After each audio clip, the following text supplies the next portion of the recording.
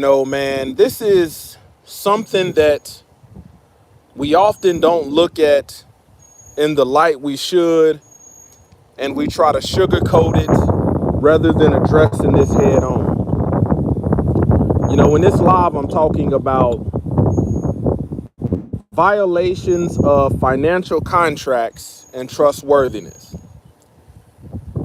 Man, you will have somebody that calls themselves a friend, somebody that's a family member, and man, they will have multiple things in collection on their credit report, and they want you to see them as a trustworthy individual.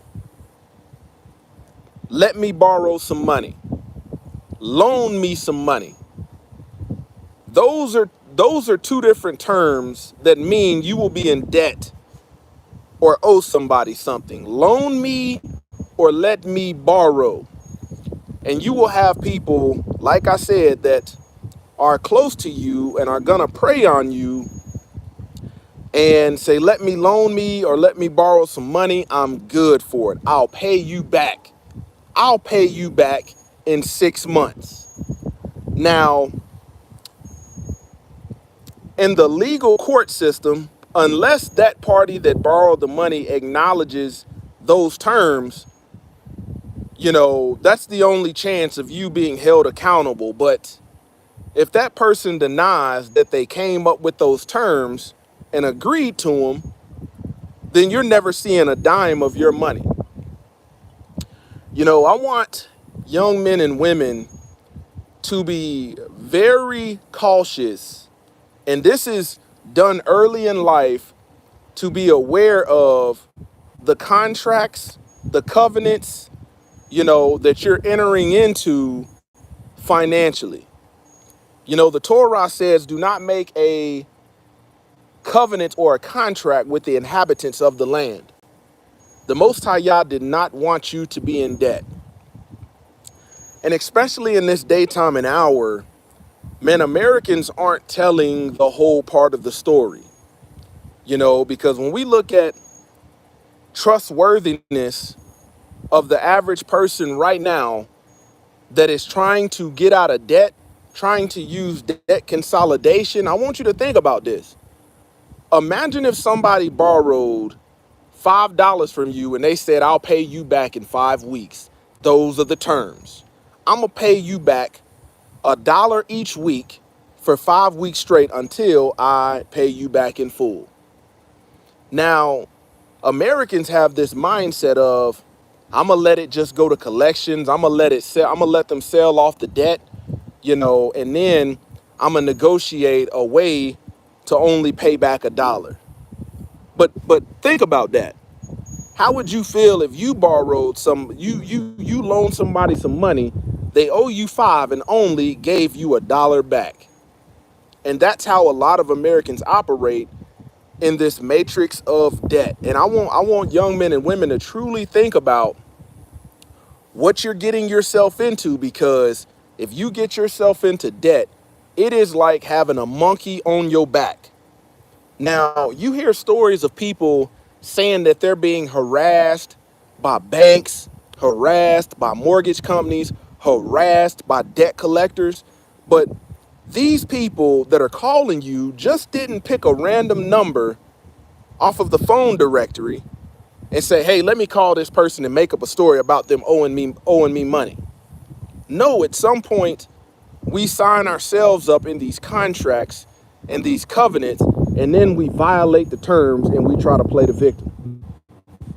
Now, this is why I said I want young men and women to think long and hard about getting themselves into some debt, because your trustworthiness is on the line. And when you think about it, not keeping your word is a sin via the Torah. A lot of people get themselves into debt moving deceitfully.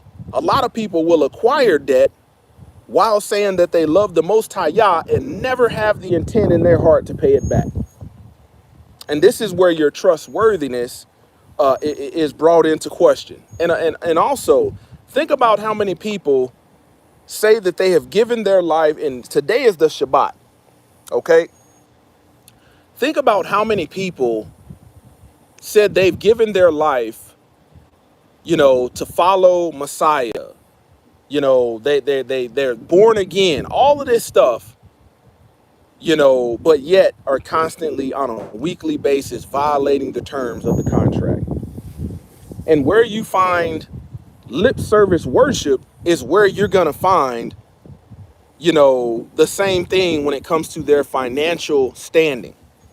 And I would tell you, man, if you're going into something saying, you know what, man, I can pay that off by making payments. I'll pay it off on time.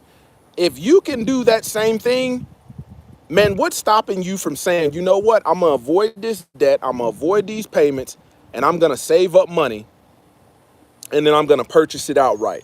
That way you never are in a situation to where you have to play the victim. You're appealing to the court of opinion, saying these people who are harassing you. I want you to think about it. Behind every type of loan, there's some sort of contract, there's some sort of covenant. And you think about it, man, when you sign up, this is why I make videos telling young people, man, don't go into no debt for no college, because you got a lot of Americans that's got this debt and they're looking for somebody to pay it off. And there's only one Messiah. There's only one Messiah. Man, I don't see nobody else jumping on, a cross, jumping on a tree, hanging themselves to get other folks out of debt. I just don't see it. I just don't see it.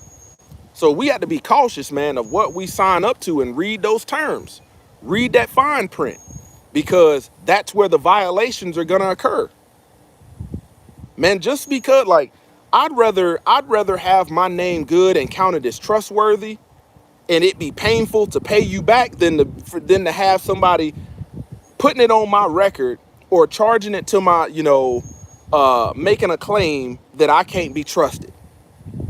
Man, when you think about in relationships, in marriage, man, what if you've got a partner that has all this debt, wants you to look at them as trustworthy, but they're trying to get out of their debt. They're trying to pawn this debt off on somebody else. Are they trustworthy? Can they be trusted? They in good conscience agreed to some terms and violated them. It's the same thing. Can you trust yourself if you said you're born again and you're following Yahshua and you love God and all of this stuff, but yet are constantly violating the agreement? We don't like to look at it like this, but this is the reality.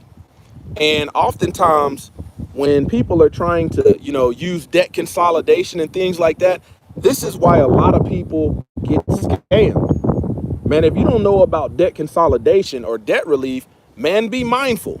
Be mindful. A lot of these folks are out here scamming people. And in the process, they're making money off of you while letting this stuff get further and further in the hole. And then at the end of this term, they're going to try to settle the debt for a lesser amount, which is still a violation of the agreement. If you owe $5, after it's gone to collections, after your name is not worth anything, they'll come behind you and say, hey, you pay us $2, we'll try to get it settled for $1. They keep $1 and pay $1. But oftentimes, these companies do not settle. Oftentimes, they do not settle, leaving you on the hook. And I don't want anybody out there at a point of desperation where you're falling into these snares of these debt collections, debt relief, and they're taking your money, taking advantage of you because you don't want to suffer the painful reality of paying this money back. That's the reality of it. That's the reality of.